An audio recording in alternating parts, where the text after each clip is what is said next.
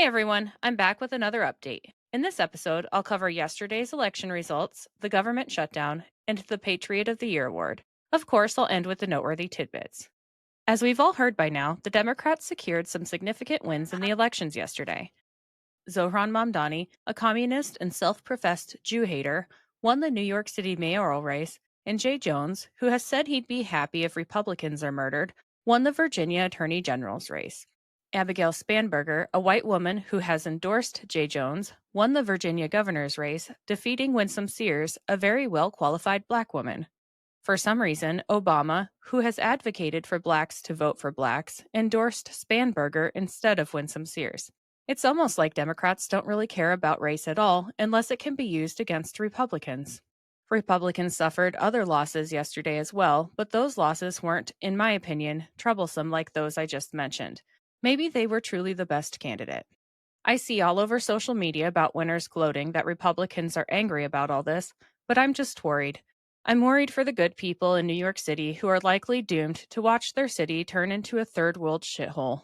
I'm worried for conservatives in Virginia who will now have an attorney general who fantasizes about killing their entire family.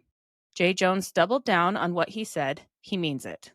My thoughts go out to you all, and as for those who voted for Mamdani, don't flee from the hellhole you've likely created. Stay and fix it and learn from your mistakes. The red states don't want you to move on to ruin more cities. If conservatives flee Virginia, please flee to a purple state and help flip it red. I could go on about those who voted for Mamdani or Jones being brainwashed, retarded, or evil, but I'll leave it at that.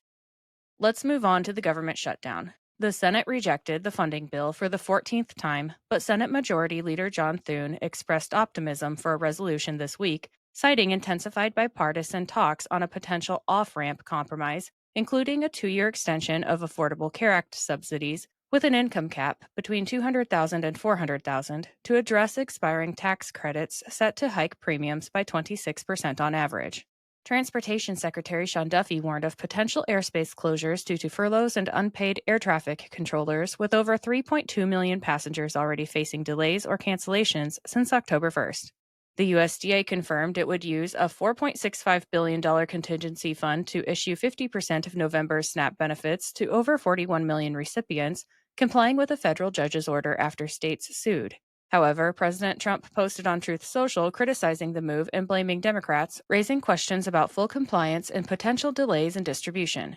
Food banks reported surging demands, Head Start programs began closing sites for low-income children, and federal workers, including military and TSA staff, missed paychecks.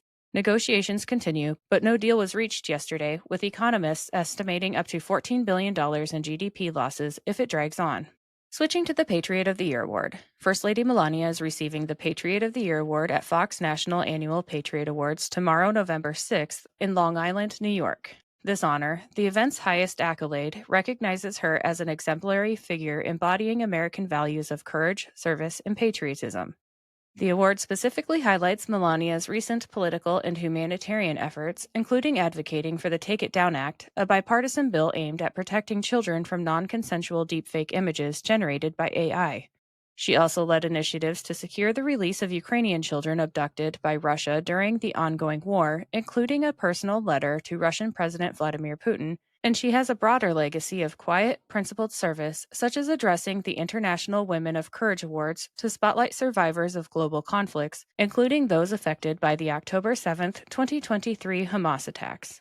Organizers praise her dignity and behind-the-scenes impact, noting that true patriotism involves steadfast commitment even without the spotlight. Now it's time for the noteworthy tidbits, which are brought to you today by Quantum Energy Square. Let me tell you about them quick.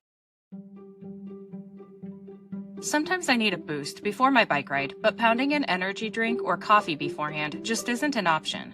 What I love about Quantum Energy Squares is that they're made with 10 grams of plant protein and 100 milligrams of natural caffeine, equal to an 8-ounce cup of coffee. I get the boost I need without having to drink fluids that weigh me down or cause a pit stop during my ride. They have over 2,500 reviews with customers raving about their delicious flavors, like caramel almond sea salt and my favorite, dark chocolate pink Himalayan salt. My discount code gives you 25% off your entire order, and it's currently the best deal available. Just visit quantumsquares.com and enter in my promo code JADE, that's JADE, at checkout. All right, let's get back to the tidbits. President Trump met with senior representatives from Switzerland primarily to discuss trade imbalances and a 39% tariff on Swiss imports imposed earlier this year. The meeting, initiated by Swiss business leaders, was described positively by Trump, who praised participants and announced follow up talks led by U.S. Trade Representative Jameson Greer. President Trump endorsed Representatives Claudia Tenney and Rob Whitman for re-election, and he nominated Jared Isaacman to be the next NASA administrator.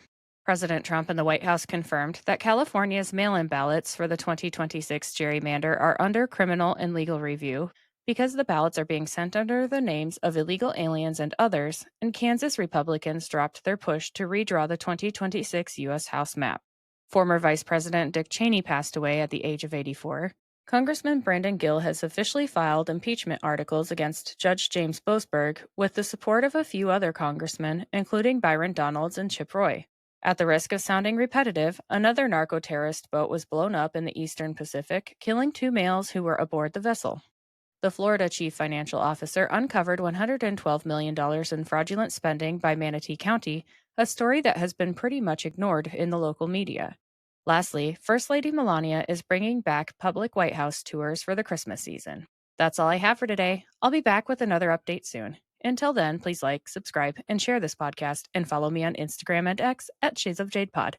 Thank you for listening and have a great day.